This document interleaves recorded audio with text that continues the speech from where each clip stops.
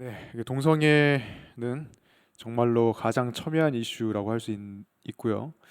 그리고 제가 예전에 결혼에 대해서 설교할 때도 살짝 걱정이 됐던 게, 이걸 설교하면은 남자들도 나에게 뭐라고 할 것이고, 여자들도 나에게 뭐라고 할 것이다. 그런 생각이 들었는데, 동성애에 대한 강의를 준비하면서 든 생각은, 이걸 강의하면은 동성애 찬성하는 쪽에는 왜 이렇게 동성애에 대해서 나쁘게 말하냐, 동성애 반대하는 쪽에서는 왜 이렇게 동성애에 대해서 좋게 말하냐, 이렇게 말할 것 같은 느낌이 들더라고요. 그래서 이거는 굉장히 또 판단 기준이 사람들마다 주관적이고 사람들의 의견이 다양하기 때문에 어떤 사람을 만족시켜 주려고 할 수는 없습니다. 다만 제가 정말 하나님 말씀에 기초해서 첫 번째는 준비를 하고, 두 번째에는 다양한 그 루머들과 소문들, 그리고 자료들이 있는데 그 중에서 그래도 제가 봤을 때 객관적이라고 판단되는 자료들을 취합해서 준비를 했어요. 그래서 동성애를 반대하는 분들은 동성애 때문에 이 나라가 망한다, 소돔과 고모라처럼 우리 대한민국도 멸망할 것이다 라고 말을 하고요. 동성애를 찬성하시는 분들 쪽에서는 동성애자들의 인권을 인정해 줘야 되고, 그리고 동성 결혼도 우리나라에서 합법화 시켜줘야 되고, 그에 따른 복지도 해줘야 된다라는 식으로 얘기를 하죠. 한편으로 우리나라는 이 동성애에 대한 인식이 가장 빠르게 변하고 있는 나라 중에 하나예요. 2017년 조사, 한국 갤럽 그 여론조사에 따르면은 동성 결혼을 찬성하는가에 대한 질문에 대해서 34%가 찬성한다고 대답했어요. 2001년에 동일한 조사를 실시했을 때는 17%만 찬성한다고 했는데 16년이 지난 사이에 이 두 배로 찬성 응답자가 뛴 것이죠. 그리고 동성애는 사랑의 한 형태인가? 라고 물어봤을 때는 56%가 그렇다라고 대답했습니다.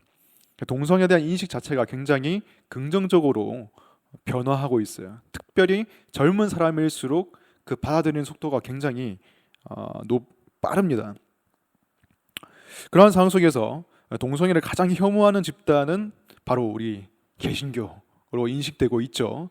그리고 그게 사실이기도 합니다.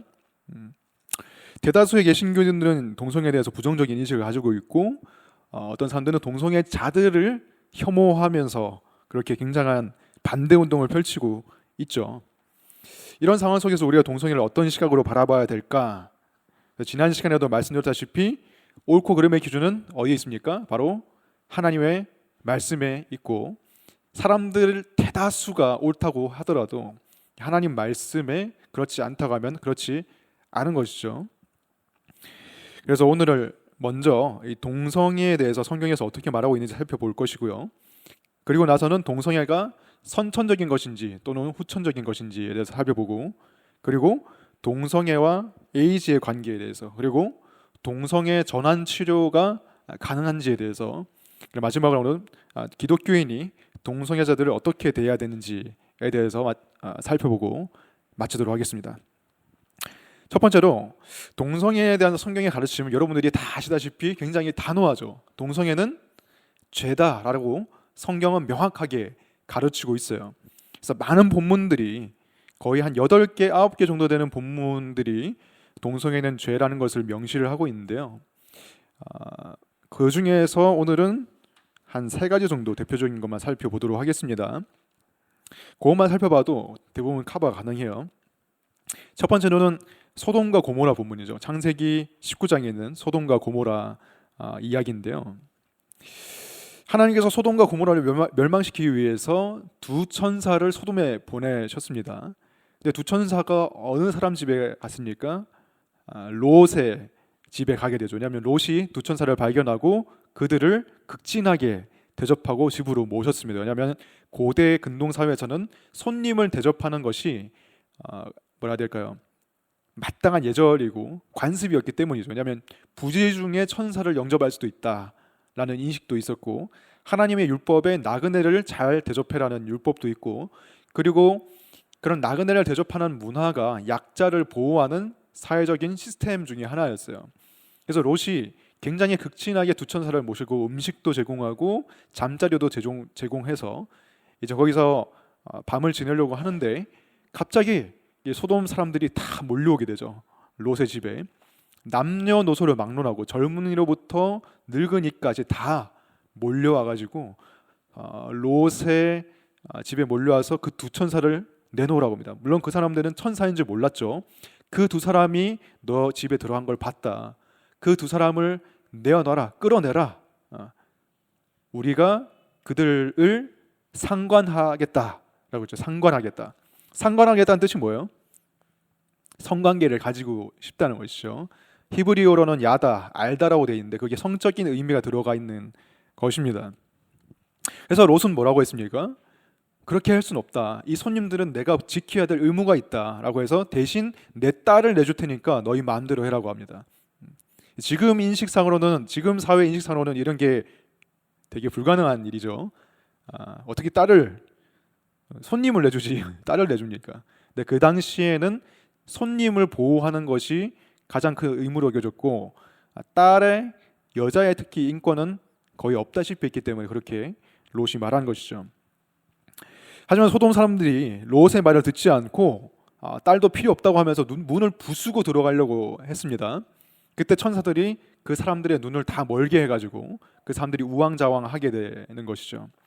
그리고 두 천사들은 하나님의 명을 받아서 소돔과 고모라를 멸망시키게 됩니다. 유황과 불로 도시가 다 잿더미가 돼버리죠. 자, 이 이야기를 들었을 때 우리는 당연히 이 이야기가 동성애로 말미암아 소돔과 고모라가 멸망했다라는 이야기로 당연히 우리는 알고 있지만 퀴어 신학이라는 게 있습니다. 퀴어 신학은 뭐라면 퀴어 문학 이런 거 들어보셨어요? 퀴어 드라마, 발음이 좀 이상해요. 퀴어 영화 뭐 이런 거. 그러니까 동성애를 주제로 하는 영화나 드라마나 그런 것들을 퀴어 문학, 뭐 퀴어 영화 이렇게 하는데 퀴어 신학도 있어요. 그러니까 동성애적인 관점으로 성경을 풀이하고 해석해 나가는 것을 퀴어 신학이라고 하는데요.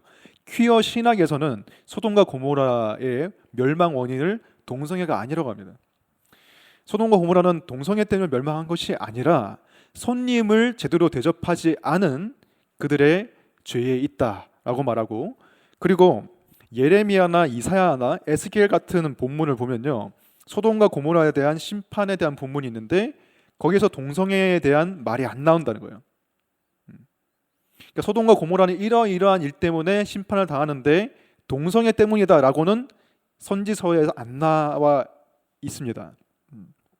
대표적으로 에스겔서 16장 49절에서 50절을 보시면요, 제가 강의 안에 적어놨는데, 내아우 소돔의 죄악은 이러하니 그와 그 딸들에게 교만함과 음식물의 풍족함과 태평함이 있으며 또 그가 가난하고 궁핍한 자를 도와주지 아니하며 거만하여 가증한 일을 내 앞에서 행하였습니다. 그러므로 내가 보고 곧 그들을 없이 하였느니라. 여기 보면 어떤 죄악 때문에 멸망한다고 나와 있습니까? 가난하고 궁핍한 자를 도와주지 않았다, 소돔과 고모라가. 그리고 거만하여 가증한 일을 내 앞에서 행했다라고 말합니다. 그러니까 동성애라고 직접적으로 명시된 부분이 없다는 것이죠. 그래서 소돔과 고모라의 직접적인 멸망 원인은 동성애가 아니라 가난한 자에 대한 무관심, 그리고 교만, 거만, 탐욕이다라고 퀴어 신학자들은 말해요. 하지만 이러한 것들은 사실 아전인수격인 해석이라고 할 수 있습니다. 물론 선지자들의 말에는 동성애라는 말이 직접적으로 나와 있지 않지만 신약 성경에 보면은 유다서 같은 데 보면은 분명히 나와 있죠. 소돔과 고모라와 그 이웃 도시들도 그들과 같은 행동으로 음란하며 다른 육체를 따라가다가 영원한 불의 형벌을 받음으로 거울이 되었느니라. 유다서에는 직접적으로 소돔과 고모라의 멸망 원인이 다른 육체를 따라가는 것, 즉 동성애 때문이라는 것을 직접적으로 밝히고 있어요. 그리고 꼭 선지서에서 밝히지 않았다고 하더라도 창세기 본문에서도 그들의 죄악 중에 동성애가 있었다는 것을 분명히 말하고 있죠. 긴 내러티브를 사용해서 동성애의 그 폭력적인 모습을 보여주고 있습니다. 그리고 퀴어 신학자들은 내가 그들을 상관하리라, 이런 소돔 사람들의 말을 다르게 해석해요. 그게 히브리어로 야다, 알다라는 뜻이기 때문에 그냥 순수한 의도로 그들을 사귀고 싶다라고 해석을 하거든요. 근데 그게 아니죠. 그런 것이면은 왜 안 내줬겠습니까? 왜 딸을 대신 내주려고 했겠어요? 롯이 성적인 의미가 강하게 들어 있었기 때문에 롯이 딸을 내어준 것이죠. 그렇기 때문에 이런 퀴어 신학의 해석은 분명히 잘못된 것이라고 말할 수가 있어요. 하지만 우리가 배울 점도 있습니다. 왜냐하면은 우리는 너무 쉽게 동성애에만 모든 것을 초점을 맞추려고 해요. 그래서 소돔과 고모라의 멸망 원인은 무조건 동성애다. 동성애를 하면 우리가 다 멸망할 것이고, 우리나라가 만약에 망한다면 누구 때문이다? 동성애자 때문이다 라는 인식이 굉장히 팽배합니다. 이슬람 또는 동성애, 그 두 개 때문에 망한다고 사람들이 생각을 하죠. 하지만 성경에서는 분명히 말하고 있습니다. 소돔과 고모라의 멸망 원인은 동성애도 있고, 그리고 사람들의 가난한 사람들에 대한 무관심, 교만, 탐욕도 있다라고 말하는 거예요. 근데 사람들은 그런 것들은 보기 싫어합니다. 우리 안에 있는 교만과 탐욕 또는 가난한 자들에 대한 무관심, 그런 것들은 뒤로 한 채 동성애자들 때문에만 우리나라가 망한다. 그래서 그들이 회개해야 되고 우리는 그럴 필요가 없다는 그런 뉘앙스를 다분히 가지고 있죠. 그래서 그런 부분에서는 우리가 퀴어 신학에서 배울 점은 있지만 퀴어 신학의 해석은 굉장히 아전인수격의 해석이라는 것을 우리가 또 알아야겠습니다. 그러니까 균형을 우리가 맞춰야 돼요. 다음으로 레위기 18장 22절 본문 보시면 너는 여자와 동침함 같이 남자와 동침하지 말라 이는 가증한 일이니라 라고 분명히 나와 있습니다. 레위기 18장은 여러 가지 성결 규례들이 나와 있는 본문이에요. 그래서 딱 보면 우리는 이게 동성애를 하지 말라는 말이구나 라는 것을 단번에 알 수 있죠. 하지만 퀴어 신학에서는 이것도 다르게 해석합니다. 보시면 여자와 동침함 같이 남자와 동침하지 말라라고 되어 있죠. 이 부분에 주목을 하는데요. 당시에는 여자의 인권이 거의 없었잖아요. 그래서 여성에 대한 성적인 폭력, 착취, 억압적인 성관계, 강압적인 성관계 이런 것이 많았다고 합니다. 그래서 여자와 동침한 같이라는 것은 마치 약자를 억압하는 것 같이라는 말이라는 거예요. 그래서 남자와 남자가 동성애 성관계를 해도 마치 여자를 업신여기듯이 남자와 남자의 동성애 관계에서 누군가를 업신여기고 억압하는 듯이 관계를 하지 않으면 괜찮다는 식으로 이 본문을 해석해요. 무슨 말인지 아시겠습니까? 그러니까 동등한 관계에서 애정있고 이런 배려하는 그런 모습으로 동성관계가 이루어지면 상관이 없다는 식으로 이 본문을 해석합니다. 그리고 두 번째로는 가증한 일이니라 라는 이 부분을 주목하는데요. 가증한 일이라는 것은 뭔가 우상 숭배적인 또는 종교적인 의미가 있다고 해석을 해요.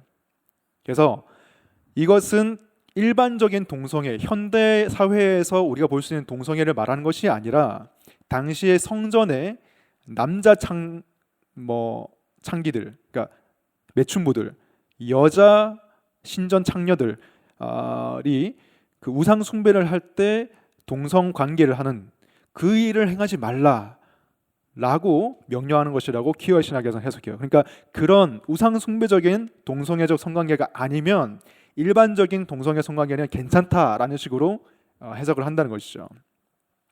하지만 참 뭐라고 해야 될까요? 굉장히 창의적이다. 좀 그렇게 생각이 되고 사실 거기 이 조그만 힌트를 가지고 그렇게 확대 해석을 하는 것은 아까도 말했듯이 아전인수격인 해석이고 굉장히 주관적인 해석입니다. 그러니까 퀴어 신학에서 본문을 해석할 때는 항상 이 금지라는 것이 모든 문화와 모든 시대에 해당되는 것이 아니라 이 본문이 기록될 시대와 문화에만 제한된다는 식으로 해석을 해요. 그러니까 초문화적이고 초시대적인 것이 아니라고 그렇게 해석을 하는 것이죠. 하지만 레위기 18장에 보시면은 근친상간을 금지하는 법이 있고, 그리고 수간을 동물과의 성관계를 금지하는 법이 있고, 그리고 인간을 자기 아이를 신에게 태워서 제사하는 그 인신제사를 금지하는 법이 쭉 같이 있어요. 그 맥락을 보면. 근데 그것도 그 문화와 시대에만 국한된 것이냐? 아니죠. 그것은 모든 시대와 모든 문화에 금지해야 마땅한 것들입니다. 그것들과 함께 동성애가 있다는 것은, 동성애 금지가 있다는 것은 여기 나오는 18장 22절에 나오는 동성애 금지법도 모든 문화와 모든 시대에 해당되는 하나님의 명령이라는 것을 알 수가 있다는 것이죠. 자, 이제 신약으로 넘어가 보도록 하겠습니다. 신약의 로마서 1장 26절, 27절, 굉장히 유명한 동성애가 죄라는 것을 밝혀주는 구절이죠. 읽어보겠습니다. 이 때문에 하나님께서 그들을 부끄러운 욕심에 내버려 두셨으니 곧 그들의 여자들도 순리대로 쓸 것을 바꾸어 영리로 쓰며 그와 같이 남자들도 순리대로 여자 쓰기를 버리고 서로 향하여 음욕이 부릴 듯하며 남자가 남자와 더불어 부끄러운 일을 행하며 그들의 그릇 때문에 상당한 보응을 그들 자신이 받았느니라. 기독교인들은 워낙 유명한 말씀이기 때문에 딱 봐도 동성애를 금하는 말씀이구나 라는 것을 알 수 있습니다. 하지만 퀴어 신학에서는 굉장히, 제가 그분들을 참 비하하는 건 아니지만 창의적인, 정말 제가 봤을 때 창의적인 해석을 많이 해요. 어떻게 해석하냐면요, 보시면 곧 그들의 여자들도 순리대로 쓸 것을 받고 영리로 썼다. 남자들도 순리대로 여자 쓰기를 버리고 서로 향하여 음욕이 부를 듯하며 영리로 썼다. 이렇게 말이 나오죠. 순리로 썼다는 것은 자연스럽다는 말로 번역이 된다는 거예요. 그래서 이것은 이성애자들에게는 이성애가 다른 성을 사랑하고 다른 성과 관계 맺는 것이 자연스러운 일이듯이 동성애자들에게는 동성을 사랑하고 동성과 성관계 맺는 것이 자연스러운 일이기 때문에 동성애자들에게는 그것이 순리다 라고 주장하는 거예요. 동성애자들은 동성을 사랑하는 것이 자연스러운 일이기 때문에 그게 순리고, 그렇기 때문에 이 바울이 말하는 것은 동성애자들에게는 해당되는 게 아니라고 말해요. 타고난 동성애자들에게 해당되지 않고 타고난 이성애자들이 동성애를 하는 것이 순리를 영리로 쓰는 것이다 라고 해석을 합니다. 그래서 동성애자들에게는 정죄하는 내용이 아니다 라고 해석을 한단 말이죠. 그리고 이렇게도 해석을 합니다. 이게 만약에 동성애를 금지하는 말씀이라고 해도 그것은 특별히 폭력적이고 우발적이고 충동적인 그런 동성애 관계를 정죄하는 것이지, 이성애의 부부, 정상적인 부부 사이 있잖아요. 헌신적이고 애정 깊고 배려 깊은 그러한 것과 유사한 동성관계를 정죄하는 것은 아니다라고 봅니다. 동성연애나 동성결혼을 해도 서로 바람 안 피고 서로 헌신적으로 약속 잘 지키고 살면은 상관없다라는 식으로 해석을 한다는 것이죠. 하지만 이러한 해석들도 다 잘못된 것들입니다. 그러니까 순리라는 것은 인간이 느끼는 주관적인 자연스러운 감정이 아니라 하나님의 창조 질서를 말하는 거예요. 자연적인 질서, 하나님이 세우신 자연의 질서를 말하는 것이 순리입니다. 내가 느끼기에 순리가 아니라 하나님이 세우신 것이 순리예요. 하나님이 세우신 건 뭡니까? 한 남자와 한 여자가 결합하여 결혼하는 것이에요. 그것 외에는 순리가 없습니다. 하지만 동성애자들은 그것을 살짝 비꼬아서 성경을 해석하는 것이죠. 그리고 동성애 사이에는 헌신적이고 애정 깊은 관계가 있다는 것은 사실 거의 허구에 가깝습니다. 거의 신화에 가깝다고 할 수 있어요. 동성애, 그러니까 여론 어떤 조사에 의하면은 동성애 커플 사이에 지난 6개월간 다른 성관계 파트너가 있었냐라고 질문했을 때 자기 배우자나 원래 파트너가 있음에도 불구하고 6개월 이내에 다른 성관계 파트너가 있다고 응답하는 사람들이 70%가 넘습니다. 하지만 이성애의 관계, 남자 여자의 관계에서 배우자 말고 다른 성관계 파트너가 있느냐라고 물었을 때 그 비율은 30%였어요. 그러니까 동성애 사이에서 정말로 어떤 순결을 지키고 서로에게만, 둘 사이에만 헌신되고 언약을 맺어서 약속을 지키는 그런 관계는 거의 없다는 거예요. 그리고 그런 헌신이 있고 애정 깊은 관계라고 할지라도 창조 질서에 어긋나는 거기 때문에 바울이 그것을 허용하고 있는 것은 아니다. 하나님이 그것을 허용하는 것은 아니다. 라는 것을 우리가 분명히 해야 되겠죠.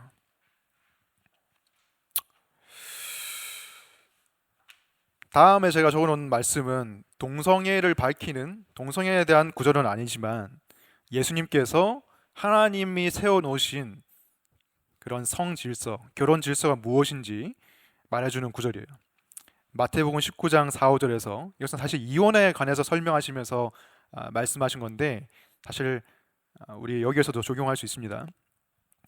예수께서 대답하여 이르시되 사람을 지으시니가 본래 그들을 남자와 여자로 지으시고 말씀하시기를 그러므로 사람이 그 부모를 떠나서 아내에게 합하여 그 둘이 한 몸이 될지니라 하신 것을 읽지 못하였느냐. 즉 여기 보시면 예수님께서 창세기 1장 27절과 2장 24절을 인용하여서 결혼 제도라는 것을 설명하시죠. 결혼은 한 남자와 한 여자가 결합하는 것이다. 한 남자와 한 여자가 한 몸이 되는 것이 결혼이지 뭐 두 남자 두 여자 아니면은 남자 여자 여자가 결합하는 것이 결혼이 아니라라는 것을 예수님께서 말씀하고 계신 것이죠. 그래서 어떻게 퀴어 신학이 해석을 하더라도 창세기에 명확히 하나님의 창조 질서가 나와 있기 때문에 어떤 해석도 정당화될 수가 없다는 것입니다. 그래서 성경은 분명히 동성애가 죄라는 것을 말하고 있어요. 자, 여기까지 우리가 성경적인 입장을 살펴봤고요. 다음으로 동성애는 선천적인가 후천적인가 라는 문제로 넘어가 보도록 하겠습니다. 동성애자들은 동성애가 선천적이라는 것에 대한 절대적인 믿음을 갖고 있어요. 동성애는 무조건 선천적인 것이라고 그들은 생각합니다. 그들이 느끼기에 사실 자기가 원해서 정말 동성애가 된 사람은 별로 없을 거예요. 살다 보니까 어떻게 하다 보니까 그렇게 된 거예요. 그리고 그게 잘 구분이 안 돼요. 내가 정말 원해서 된 건지 아니면은 환경이 나를 그렇게 만든 것인지 그게 잘 구별이 안 되거든요. 그래서 선천적인 것이라는 믿음이 굉장히 강합니다. 하지만 동성애를 반대하는 사람은 무조건 동성애는 후천적인 것이라고 못을 박아요. 그러므로 동성애는 어떤 인정해줘야 되고 우리가 이해해줘야 되는 범위 안에 있는 것이 아니라 그들이 선택한 결과이고 그들이 책임을 져야 되는 결과, 음란한 행위다라고 반대 진영에서는 그렇게 말해요. 자, 먼저 동성애가 선천적이라는 것을 증명하기 위한 여러 가지 과학 연구들이 있었습니다. 첫 번째는 호르몬 가설인데요. 동성애자들은 이성애자들과 다른 호르몬 분비 성향을 나타낸다는 거예요. 호르몬 수치가 뭐 테스토스테론이나 에스트로겐이나 이런 호르몬이 다르다는 거예요. 근데 이러한 가설은 아닌 것으로 밝혀졌습니다. 이러한 가설이 처음 나온 것은 19세기에 처음 나왔는데 현대의학적으로 살펴봤을 때는 그런 것은 거의 없다고요. 다 호르몬 수치가 다 비슷하다고 합니다. 동성애자나 이성애자나. 다음으로 뇌구조 가설이라는 게 있는데요. 뇌구조 가설은 동성애자의 두뇌의 시상하부가 뭔지도 잘 모르지만 시상하부란 게 있대요. 뇌에 대해서 좀 아시는 분은 알는지 모르겠는데 시상하부가 이성애자의 시상하부보다 더 크다고 합니다. 그래서 그런 어떤 시상하부에 작용하는 어떤 것 때문에 동성애가 선천적으로 일어난다라고 말하는 거예요. 근데 이러한 연구도 많은 오류들을 가지고 있어요. 왜냐하면 표본이 35개밖에 안 됐습니다. 35개의 표본만 조사를 해서 그렇게 결론을 낸 것이고, 근데 그 35개의 그 표본이 시체로부터 얻어낸 거거든요. 시체의 뇌를 조사한 거예요. 왜냐하면 사람의 뇌를 열어서 할 수는 없으니까, 살아있는 사람을. 근데 그 시체 중에서 19개는 19개인가 16개는 죽기 전에 자신이 동성애자라는 걸 밝힌 사람의 뇌였고요. 나머지는 그냥 아무것도 안 밝혀진 사람의 뇌였어요. 그래서 정말로 이 아무것도 안 밝혀진 사람들 중에서는 동성애자가 있을 수도 있잖아요. 정확한 표본이 아니었다는 거예요. 그리고 이 연구를 재현하려고 했을 때 재현이 안 됐습니다. 그러니까 연구가 이게 정확한 결론이다 라고 밝혀지려면 다시 한번 재현을 했을 때 돼야 되는 거잖아요. 근데 그게 안 됐다는 것이죠. 셋째로 유전자 결정 가설이 있습니다. 이건 유전적인 것이다. 동성애라는 것은 유전적인 것이다. 왜냐하면은 일란성 쌍둥이 중에서 일란성 쌍둥이는 다 똑같은 모습으로 태어나잖아요. 그러니까 일란성 쌍둥이 중에서 한쪽이 동성애자면 나머지 한쪽도 무조건 동성애일 확률이 높다는 거예요. 그것을 이제 과학적으로 밝혀내려고 한 가설인데 이것도 그냥 가설이에요. 그러니까 밝혀진 게 아닙니다. 왜냐하면 이것도 표본을 선택할 때 어떤 식으로 표본을 모집했냐면은 친동성애 잡지에다가 광고를 했어요. 그래서 이러한 실험을 하는지 지원을 해라. 그럼 누가 지원하겠습니까? 친동성애적인 결과가 나오도록 원하는 사람들이 지원을 하겠죠. 그러니까 일란성 쌍둥이 중에서 같이 동성애 성향이 있는 사람이 많이 지원을 했다고 보면 되겠습니다. 그리고 이 연구에는 후천적일 수도 있다는 가능성이 아예 배제됐어요. 그러니까 환경적인 요소, 어떤 어렸을 때 양육되었을 때의 배경 이런 것들이 다 무시되고 그냥 조사된 거기 때문에 신빙성이 별로 없다는 것입니다. 그리고 다른 사람들이 이것에 대해서 또다시 연구했을 때 일란성 쌍둥이라고 하더라도 각자 다른 환경에서 자라났을 때에는 동성애적인 성향이 공유가 안 됐다고 합니다. 네 쌍둥이 중에서 한 쌍둥이도 공유가 안 됐대요. 그래서 이 연구도 아무것도 밝혀내지 못한 연구가 된 것이죠. 자, 그래서 동성애가 선천적이냐라는 것은 사실 거의 믿음에 가깝습니다. 제대로 연구 결과가 나온 게 없어요. 하지만 동성애자들은 자신이 선천적으로 동성애라는 것을 굉장히 믿고 있고요. 그것이 아니라고 하면 굉장히 반발합니다. 그리고 사회적으로 그러한 인식이 굉장히 팽배해요. 동성애는 무조건 선천적인 거야. 그래서 그들을 정죄할 수 없어 라고 모든 사람들이 말하게 되는 것이고 모든 매체에서 그렇게 말하는 거예요. 근데 제대로 된 근거는 없어요. 그러면 동성애는 후천적인 것이냐? 후천적이라고 주장하는 사람들은 이제 부모의 역할에 따라서 동성애가 생길 수 있다라고 말을 해요.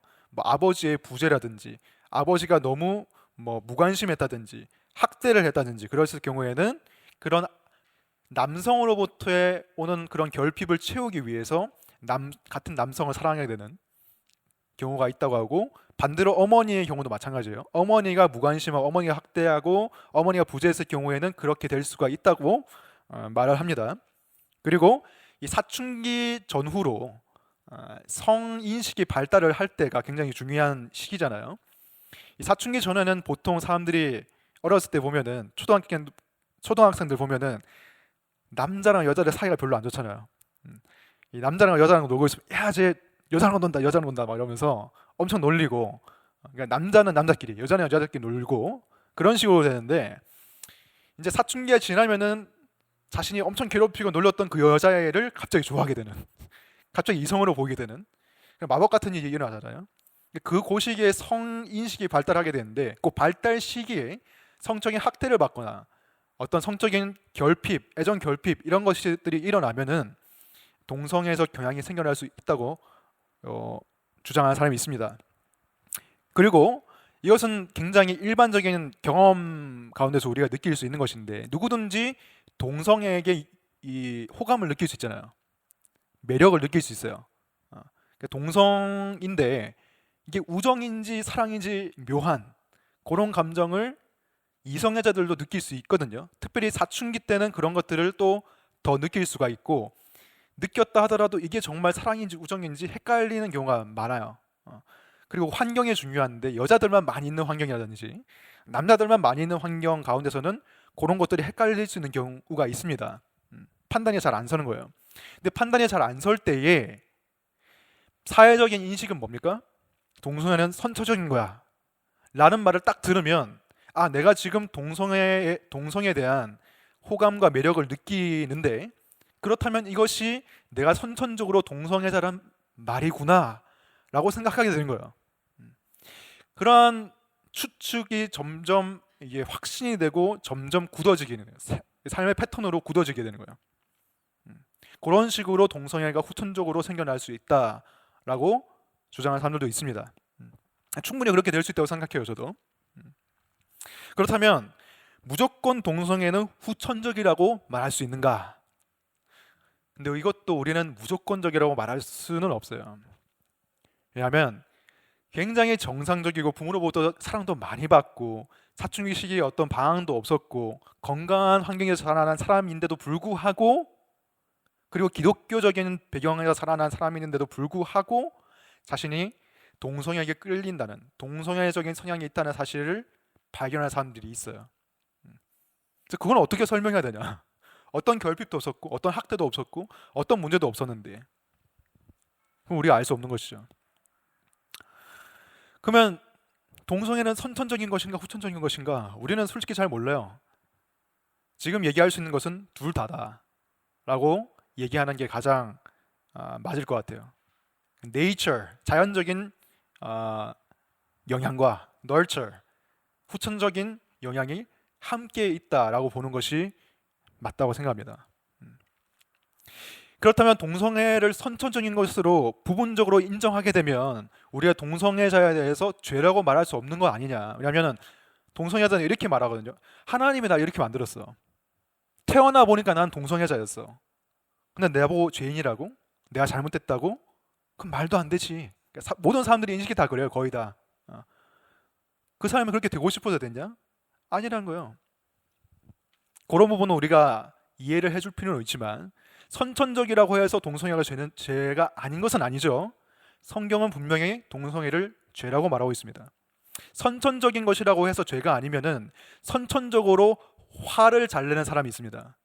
선천적으로 알코올에 더 중독 잘 내는 사람이 있어요. 과학적 연구 결과에 의하면 선천적으로 더 이기심 있는 사람이 있고요. 선천적으로 더 게으른 사람이 있습니다. 그러면 그런 사람들 보고 너는 선천적으로 화를 많이 내니까 계속 화내. 분노 조절 안 해도 돼. 이게 말이 됩니까? 선천적으로 알코올에 더 중독이 잘 되니까 당신은 계속 중독되시오 라고 말할 수 있는 건가요? 선천적으로 당신은 게으름을 많이 성향을 가지고 있으니까 계속 게으르게 사시오 라고 말할 수 없는 것이죠. 같은 것입니다. 동성애 또한 이 망가진 세상 속에서 망가진 모습으로 태어난 것 뿐이에요. 저도 여러분도 다 망가진 채로 태어나요. 우리가 완벽하게 태어나면 예수님이지. 다 부서진 모양으로 태어나죠. 어떤 사람은 좀 열등감이 많은 채로 태어나는 사람, 뭐 그건 후천적인 건가? 아무튼 어떤 사람은 뭐 신체 장애를 가지고 태어나기도 하고 어떤 사람은 정신적인 장애를 가지고 태어난 사람도 있습니다. 그렇죠? 마찬가지로 선천적으로 동성애적인 성향을 이 망가진 세상 속에서 망가진 상태로 태어나는 경우도 있다는 거예요. 그럼 우리가 신학적으로 용납이 가능한 부분입니다. 하지만 그것이 옳으냐? 그것이 하나님이 원래 계획한 상태냐? 그건 아니라는 거예요. 그래서 우리는 무조건 동성애를 선천적이라고 말할 수도 없고 무조건 후천적이라고 말할 수도 없습니다. 그래서 무조건 동성애에 대해 면죄부를 줄 수도 없고 무조건 동성애를 비난할 수도 없는 거예요. 항상 우리는 이 둘 사이에서 균형을 찾아야 된다. 자, 다음으로는 동성애와 에이즈의 관계에 대해서 살펴보도록 할게요. 동성애와 에이즈도 참 엄청난 이슈예요, 정말. 동성애를 우리나라 기독교에서 비판하는 이유 중에 가장 큰 이유가 에이즈 확산이에요. 동성애자를 옹호하기 시작하면, 동성애자에 대한 인권을 인정해주기 시작하면 우리나라는 에이즈가 범람할 것이다. 그래서 우리나라도 멸망하게 될 것이다. 뭐 그런 말 많잖아요. 에이즈 국가에 뭐 쓰나미가 몰려와서 하나님이 심판했다 이런 말들을 막 목사님들이 하시는 경우도 있잖아요. 물론 그게 아니지만, 사실이 아니지만 아무튼 에이즈가 굉장히 중요한 이슈인데 많은 보수 기독교계에서 동성애 반대 진영에서 동성애가 곧 에이즈의 원인이라고 얘기를 합니다. 동성애 하면 에이즈 걸려. 에이즈는 동성애자들이 퍼뜨리는 거야. 동성애자들이 에이즈를 만들어내는 거야 라는 그런 다분한 뉘앙스를 가지고 이렇게 뭐 강연도 하고 뉴스 기사도 내고 유튜브에 동영상도 그런 거 보면 굉장히 많아요. 블로그도 많고. 그럼 정말 그런 것이냐? 하지만 객관적으로 봤을 때 동성애가 곧 에이즈의 원인이라고 직접 연결시킬 수는 없어요. 왜냐하면 에이즈는 동성애자만이 아니라 남녀노소 누구나 감염될 수 있는 병이에요. 이성애자들도 감염될 수 있습니다. 특별히 여성의 동성애에서 에이즈 발병률은 0%에 가까워요. 여성 사이의 성행위를 통해서 에이즈가 감염된 사례는 거의 없습니다. 거의 없어요. 이건 이성애자들의 수치보다도 당연히 낮은 수치겠죠. 에이즈의 원인 자체는 동성애가 아니라 HIV, 인간 면역 결핍 바이러스입니다. HIV라는 바이러스가 있는 거예요. 그 바이러스에 감염되고 그 바이러스를 방치하면 에이즈에 걸리는 거예요. HIV 감염 후 초기 발견 시에 약을 복용하면요, HIV 바이러스를 컨트롤하면서 거의 수치를 0에 떨어뜨리면서 건강하게 살 수 있다고 합니다. 요즘에 의학이 많이 발달해서 알약 한 개만 먹으면은, 이게 꾸준히 먹어주면은 관리가 된대요. 거의 정상인처럼 살 수가 있어요. 하지만 HIV 감염 이후에 자신이 감염된 것을 모르고 방치했다가 에이즈에 걸리게 될 수가 있다는 거예요. 근데 HIV 바이러스가 자신이 걸렸다고 제대로 자기 스스로 판단하기 어려워요. 왜냐하면 이 증상이 감기 몸살이랑 비슷하대요. 그래서 자기가 HIV에 걸렸는지 안 걸렸는지 검사를 따로 안 받으면 모르는 거예요. 그리고 이 HIV 바이러스는 잠복 기간이 평균 10년입니다. 평균 10년 동안 잠복하고 있다가 내가 여기 바이러스가 있는지 없는지도 몰랐다 갑자기 바이러스가 활동을 시작하고 내 면역 체계를 망가뜨리고, 그러면서 폐렴도 걸리고 뇌수막염도 걸리면서 걷잡을 수 없이 몸이 망가지는 거예요. 그게 에이즈입니다. 그러니까 HIV 바이러스에 감염됐다고 해서 에이즈가 아니라 감염된 대로 방치해 놨을 때 에이즈가 된다는 거예요. 그러니까 우리가 말할 때 이걸 엄밀히 구분해야 되는 거예요. 동성애자들 사이에 HIV 감염인들이 꽤 많습니다. 하지만 그들이 다 에이즈 환자냐? 그건 아니라는 거예요. 그렇다면 HIV는 어떻게 전염되는가? 질병관리본부에서, 우리나라 질병관리본부에서 내놓은 자료를 보면요, 제일 많은 원인이 감염인과의 성관계입니다.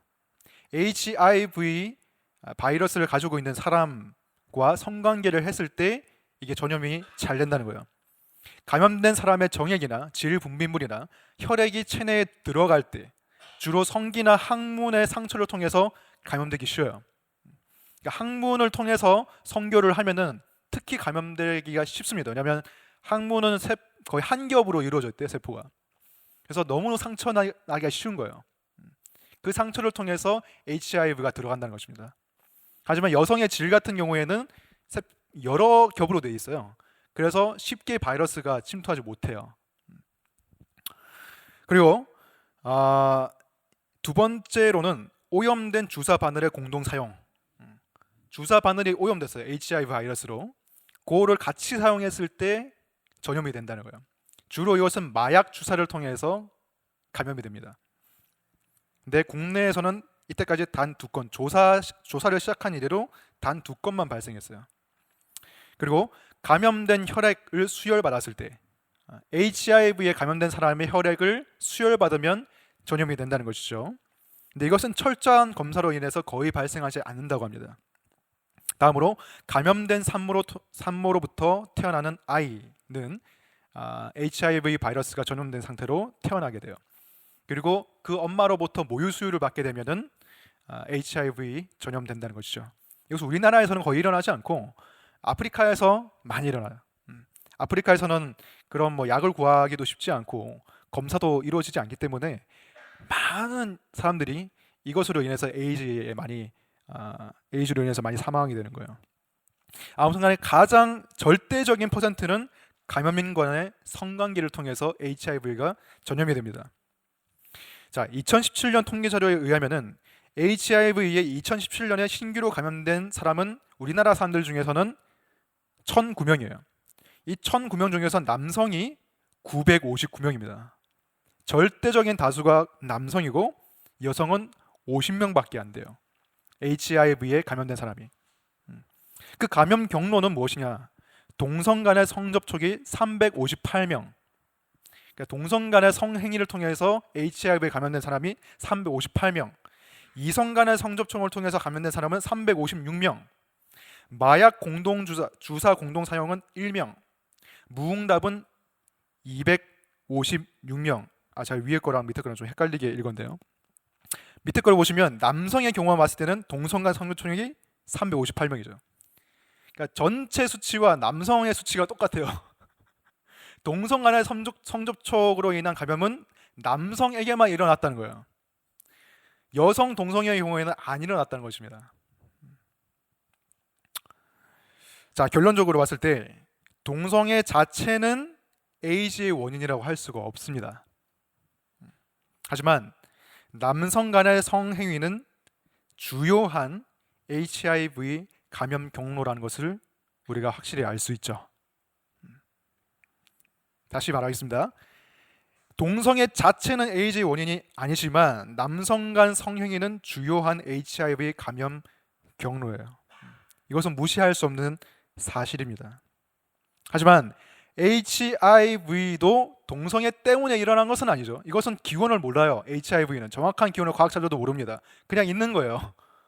우리 살다 보니까 있는 거예요. 우리 세상에.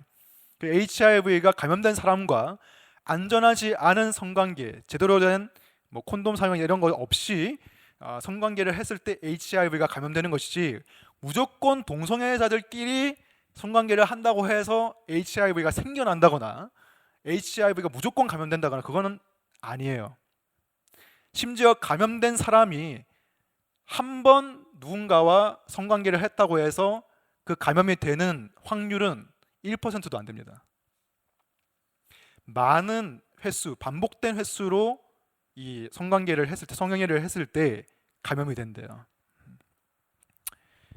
그리고 이거는 그냥 여러분들이 알려드리는 약간 팁 같은 건데, 에이즈 환자라고 해서 이렇게 만졌다고 해서 감염되거나 그런 거 전혀 아닙니다. 같이 식사를 해서 감염되거나 그런 것도 아닙니다. 같이 운동을 하면서 몸을 부대낀다고 해서 감염되는 것도 아니에요. 재채기를 한다고 해서 감염되는 것도 아니에요. 혈액의 수혈 또는 여기 나와 있듯이 성관계를 통해서 감염이 되는 거예요. 자, 그래서 그렇다면 근데 우리 지금 이 동성애 반대 진영에서 약간 잘못하고 있는 부분이 있습니다. 그것은 뭐냐면은 계속 몰아가는 거예요. 남성 동성애자들이 에이즈의 원인이다, 또는 그들의 성관계가 주요한 에이즈 확산의 통로다. 물론 이게 팩트인 부분도 있죠. 하지만 이거를 너무 계속 낙인을 찍잖아요. 남성 동성애자들이 에이즈의 원인이라는 식으로 낙인을 찍으면은 그 사람들이 치료받으러 안 와요. 왜냐하면 내가 치료받는다는 것은 내가 감염됐다는 걸 인정하는 것이죠. 근데 그거를 사람들한테 알려지면은 수치심, 죄책감, 모욕감, 내가 뭔가 사회로부터 이방인 된 듯한 느낌, 이런 게 싫어서 치료받으러 안 오는 거예요. 근데 그 사람들이 치료를 안 받으면 어떻게 됩니까? 더 전염이 잘 되겠죠. 그러니까 우리가 이렇게 그 호모포비아라고 하죠. 동성애 혐오. 그러한 관점에서 계속해서 이들을 정죄하는 식으로, 이들을 가만히 두면 우리나라는 망한다, 이런 식으로 계속하면요, 오히려 진짜 망할 수가 있어요. 에이즈가 더 확산돼가지고. 우린 그러한 태도로 하는 게 아니에요. 그러한 태도로 하라고 부르심 받은 게 아니라 예수님께서도 항상 사랑의 태도로 다가가셨죠. 열린 태도로, 수용적인 태도로. 하지만 죄는 죄라고 말하지만 그들을 사랑하는 태도로 다가가야 된다는 거예요. 정죄하는 태도가 아니라. 정죄로 바뀔 수 있는 사람 아무도 없습니다.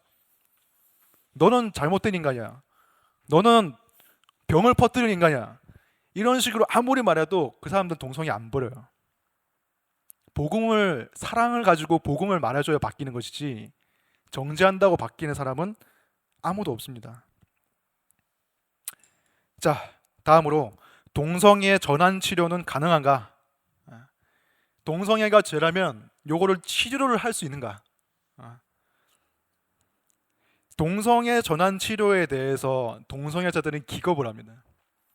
동성애자들은 치료라는 말 자체를 받아들이지 못해요. 왜냐하면 그들이 갖고 있는 믿음은 무엇입니까? 동성애는 선천적인 것이고 자연스러운 것이기 때문에 이것은 잘못된 것도 아니고 정신병도 아니라서 치료받아야 되거나 회복돼야 되는 것이 아니다 라는 개념을 갖고 있어요.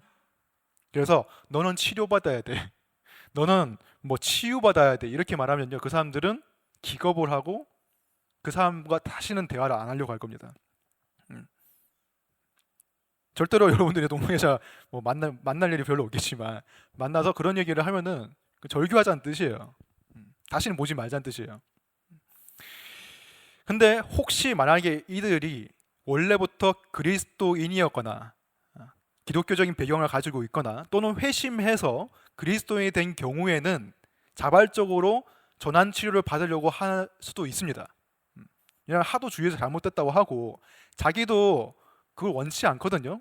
내가 왜 또 이렇게 튀어나와가지고 나는 이렇게 고생할까? 나는 왜 남성 또는 여성에게 동성애에게 끌리는 걸까? 막 자책하면서 살아가요. 이방인처럼 수치심을 가지고. 그래서 치료받고 싶은 거예요. 근데 제대로 된 전환 치료 그 제도나 기구가 없어요. 없는 게 사실입니다. 현실이에요. 그래서 근데 전환 치료를 한다는 뭐 기도원도 있고 센터도 있긴 있습니다. 뭐 하여튼 여러 군데 있는데 그런 데를 조사해 보면 진짜 제대로 하는 데는 없어요.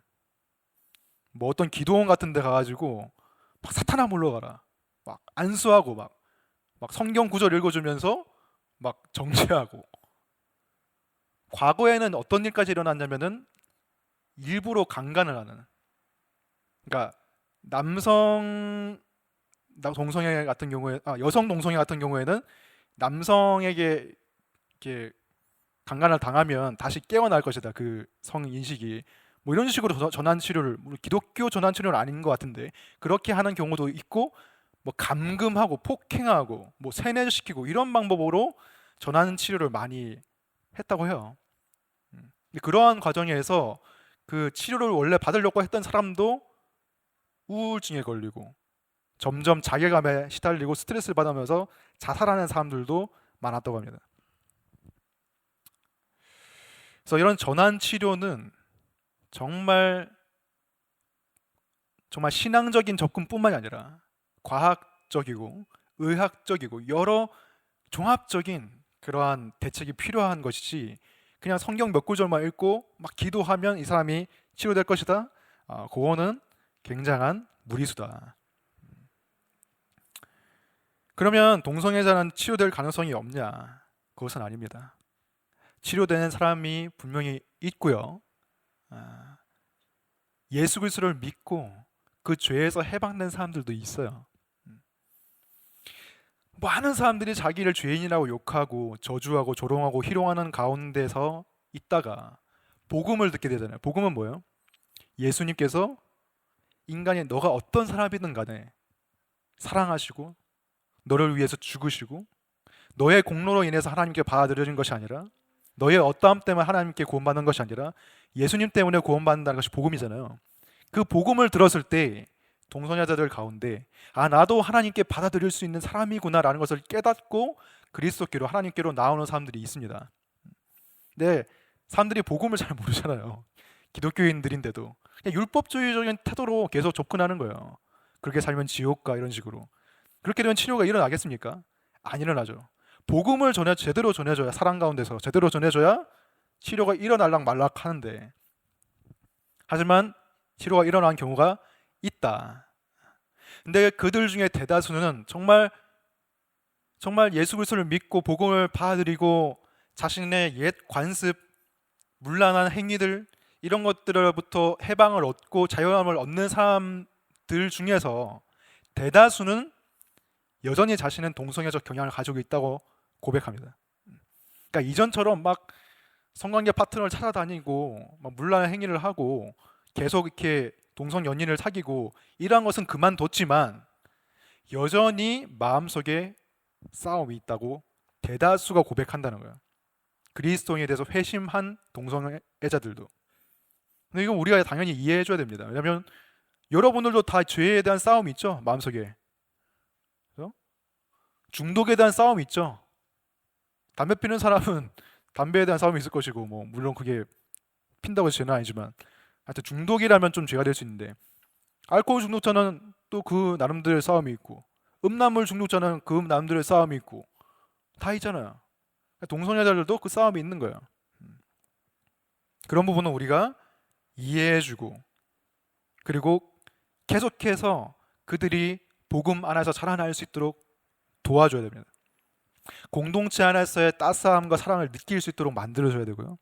하나님을 더 알아갈 수 있도록 계속해서 지원해줘야 됩니다. 우리 하나님을 더 알아가는 만큼, 참되게 알아나가는 만큼 죄에서 해방되는 거예요. 동성애자들도 마찬가지입니다. 그들의 성향을 바꾸는 것은 하나님께 달려있는 거예요. 우리는 그것까지 바꾸려고 해서는 안 돼요. 막 동성애자한테, 막 남자 동성애자면, 야, 내가 좋은 여자 소개시켜 줄게. 그 여자 만나다 보면 너 치료될 거야. 이런 식으로 아무리 해봤자 도움이 안 된다는 거예요. 그냥 좋은 친구가 돼주는 게 가장 좋은 도움이 되는 겁니다. 마지막으로 동성애를 어떻게 바라봐야 하는가? 뭐 이것들은 사실 이전부터 제가 계속 중간중간에 말했던 거긴 하지만 정리를 해보도록 할게요. 첫 번째, 동성애만이 특별한 죄라는 인식을 내려놓아라. 고린도전서 6장 9절과 10절에 보시면 바울이 이렇게 말하고 있습니다. 불의한 자가 하나님의 나라를 유업으로 받지 못할 줄을 알지 못하느냐? 미혹을 받지 말라. 음행하는 자나 우상 숭배하는 자나 간음하는 자나 탐색하는 자나 남색하는 자나, 여기서 탐색 남색 이게 동성애를 뜻하는 것이죠. 도적이나 탐욕을 부리는 자나 술 취하는 자나 모욕하는 자나 속여 빼하는 자들은 하나님의 나라를 유업으로 받지 못하리라. 자, 여기서 동성애의 죄도 언급하고 있지만 그것과 함께 여러 가지 많은 죄의 리스트들을 함께 열거하고 있어요. 이들이 모두 하나님의 나라를 유업으로 받지 못한다는 거예요. 동성애만이 아니라 탐욕을 부리는 사람, 속여 빼하는 사람, 도둑질하는 사람, 우상 숭배하는 사람, 간음하는 사람, 음행하는 사람 다 마찬가지라는 것입니다. 물론 동성애는 어떤 측면으로서는 특별한 죄라고 할 수 있어요. 어떤 측면에서? 세상 많은 사람들이 그것을 죄라고 하지 않는 차원에서 특별한 죄예요. 만약 거짓말에 대해서 사람들은 야, 거짓말은 죄가 아니야 라고 사회적 합의를 이루지는 않잖아요. 그죠? 야, 살인은 죄가 아니야 이런 식으로 사회적 합의를 이루지 않죠. 근데 동성애가 죄가 아니라는 사회적 합의를 이루고 있다는 차원에서 굉장히 특별한 죄입니다. 하지만 그 죄가 하나님과 우리 사이를 멀어지게 하는 차원에서는 특별한 죄가 아니에요. 거짓말도 우리와 하나님 사이를 멀어지게 할 수 있고, 음행도 마찬가지고, 도둑질도 마찬가지고, 간음도 마찬가지예요. 동성애만 특별히 그런 것은 아니에요. 가장 위험한 죄는 무엇입니까? 자기의입니다. 자기의. 내가 스스로 나를 구원할 수 있다는 게 가장 큰 죄예요. 거기에는 소망이 없어요. 동성애자라고 할지라도 나는 구원받을 필요가 있어 라고 생각하는 사람은 희망이 있지만, 야, 나는 내가 착하게 살고 흠없이 살았기 때문에 나는 뭐 스스로도 천국 가겠다 이렇게 생각하는 사람은 희망이 없죠.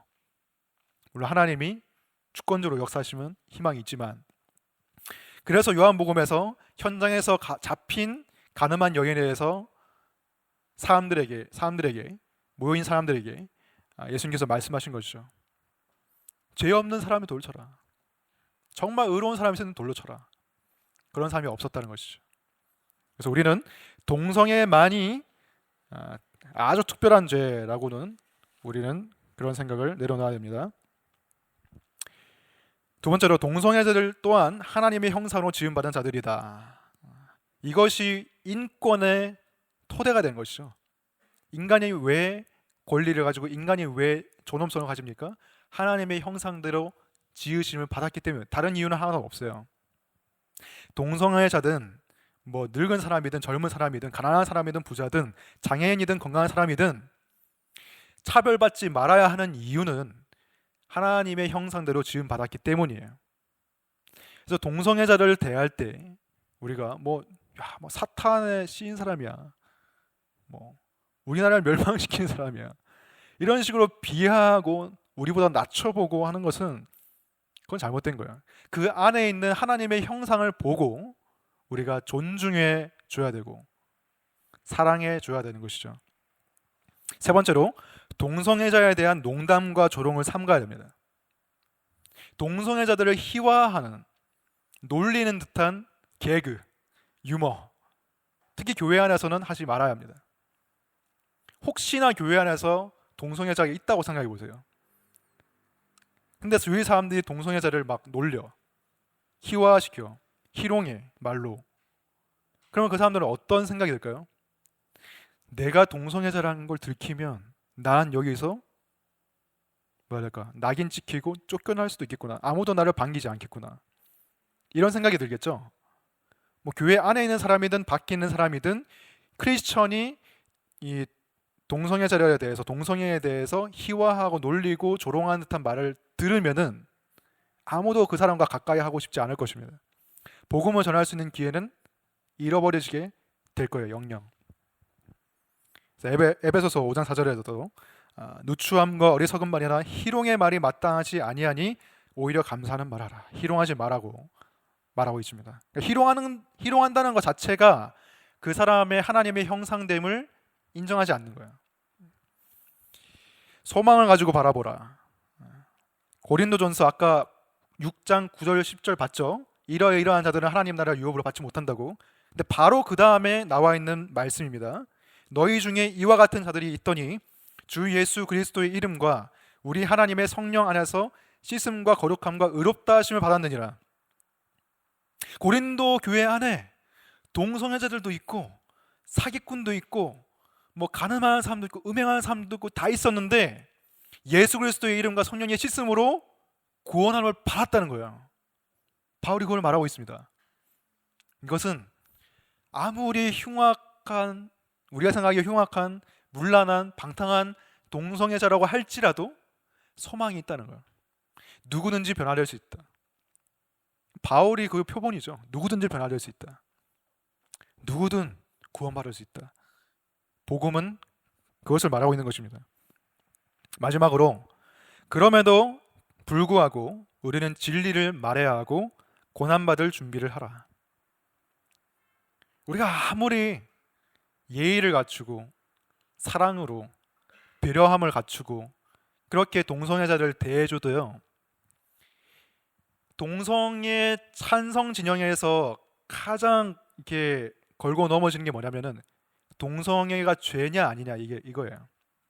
동성애를 죄라고 말하는 즉시 그 사람은 동성애 혐오자가 됩니다. 그 사람이 얼마나 예의 있고 상식 있고 이런 거에 떠나서 동성애를 죄라고 말하면 그 사람은 동성애 혐오자가 되는 거예요.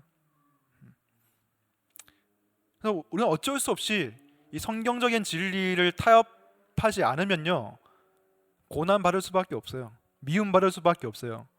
세상으로부터 고지식하다고, 배타적이라고 그렇게 소리를 들을 수밖에 없습니다. 기독교인으로서. 그래서 베드로전서에서 선을 행함으로 고난받는 것이 하나님의 뜻일진데 라고 되어 있죠. 하나님의 뜻이에요. 우리가 고난받는 것은. 고난은 그냥 뭐라 해야 될까, 우리 기독교인으로서 받는 고난은 그냥 공기? 공기처럼 받아들여야 돼요. 숨 쉬듯이. 그 조엘 오스틴 아시죠? 조엘 오스틴이 굉장히 긍정적인 사람이잖아요. 그리고 이게 최고의 삶을 살려고 노력하시는 분이시고, 그리고 굉장히 대형교회 목회하시는 분이신데, 우리가 그분에게 엄청난 신학을 기대하지 않죠. 그분이 막 엄청난 제대로 된 신학을 갖고 있으라고 우리는 기대를 하지 않는데, 그분이 그 조엘 오스틴이 그 피어스 몰건이라는 쇼에 나왔습니다. 피어스 몰건 투나잇이라는 그 CNN 쇼에 2011년에 나왔는데, 그 피어스 몰건이라는 사회자가 굉장히 뭐랄까 말을 잘하고 되게 논리적인 사람이에요. 그 사람이 조엘 오스틴한테 물어봤어요. 당신은 동성애를 죄라고 생각하냐? 조엘 오스틴이 뭐라고 했는지 아십니까? 내가 자라온 배경과 성경에 대한 믿음에 비춰봤을 때 동성애는 죄다. 그리고 하지만 동성애자들을 내가 미워하거나 비하하거나 동성애만이 특별한 죄라고 생각하지 않는다. 우리 모두가 죄인이다. 우리 모두가 그와 준하는 다양한 제도를 가지고 있다라고 조엘 오스틴이 대답을 했어요. 이 대답을 여러분이 평가하신다면 몇 점 정도 될까요? 잘 대답했죠. 의외로 되게 잘 대답했어요. 생각했던 거 이상으로. 그런데 그 피어스 몰건이라는 사람은 완전 몰아붙이기 시작합니다. 아니 어떻게 죄라고 말할 수 있냐고. 동성애가 왜 죄냐고. 만약에 엘튼 존 가수잖아요. 유명한 가수. 동성애자, 동성결혼한 사람. 엘튼 존이 당신의 지금 발언을 보고 있으면 굉장히 화났을 것이라고 막 몰아붙여요. 그러면서 하는 말이 당신은 지금 스스로 재판관 행세를 하고 있다고. 저지라고 당신이. 그러니까 막 조엘 오스틴이 막 당황해가지고 막 횡설수설합니다. 그러면서 나는 지금 난 재판관 노릇을 하고 있는 게 아니야. 막 이렇게 분명을 하는데 그 사람이 계속 물어붙여요. 당신이 한번 설교하면 700만, 800만 사람들이 본다. 당신이 그렇게 말하면 재판관 노릇을 하고 있는 것이다. 라고 막 몰아붙입니다. 약간 불쌍하게 느껴지더라고요. 볼 때. 조엘 오스틴이 불쌍하게 느껴진 게 처음이에요. 이게 보여주는 게 무엇입니까? 우리가 아무리 예의 바르고 공손하고 부드럽게 말해도 세상 사람들은 우리를 오해할 수밖에 없고요. 동성애자를 죄라고 하면, 성경이 비춰서 죄라고 하면은 우리는 거꾸로 우리를 죄인 취급할 겁니다, 사람들이. 이런 것은 우리가 감수하면서 살아갈 수밖에 없어요. 제가 그래서 지난 설교에도 말씀드렸듯이 우리는 사람들의 칭찬만 받으려는 크리스천이 되어서도 안 되고, 사람들로부터 고난만 받는 크리스천이 되어서도 안 됩니다. 선을 행함으로 우리가 칭찬을 받아야겠지만 동시에 진리를 타협하지 않음으로써 우리는 고난받을 준비도 해야 된다는 것이죠. 동성애뿐만이 아니라 다른 여러 가지 이슈, 그리고 우리 삶 자체를 놓고 봤을 때도 우리는 그러한 각오를 하면서 살아가야 되는 것입니다. 그래서 오늘 여기까지 동성애에 대해서 한번 다뤄봤습니다. 생각보다 시간이 많이 안 갔네요. 저는 1시간 반 만에 못 끝낼 줄 알았어요. 여러분들은 1시간 반 이상으로 느끼셨을지 모르겠지만 저는 의외로 빨리 끝나서 지금 놀라고 있는데, 혹시 질문 있으시면 제가 질문 받도록 하겠습니다. 오늘 한 400명 정도 계시니까 네, 제가 다 받을 수는 없지만 혹시 질문 있으신 분 있어요?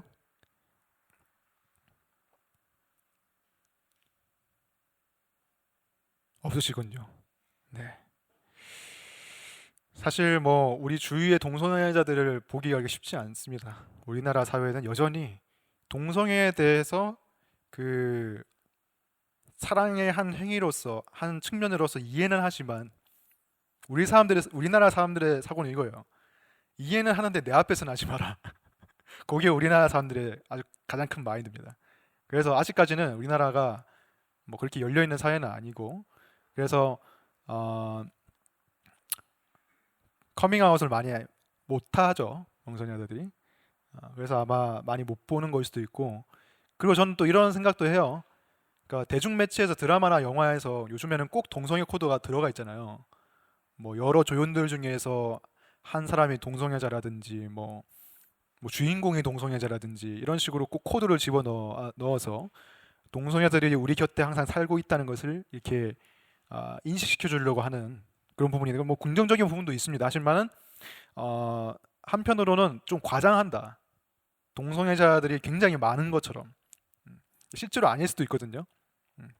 그래서 옛날에 미국에서 킨제이 보고서라는 곳에서 동성애 인구 비율을 10%라고 발표했습니다. 사실 되게 근거가 없는 조사였거든요. 그러니까 그 조사 방식이. 근데 10%라는 그 말을 여기저기서 인용하면서 정말 동성애는 10% 비율이구나, 전 세계적으로. 이러한 생각을 사람들이 갖기 시작했어요.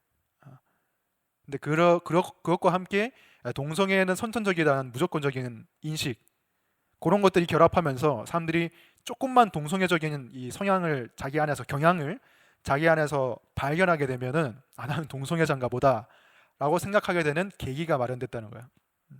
그래서 그런 부분은 우리가 좀 알아둘 필요가 있는 것 같습니다.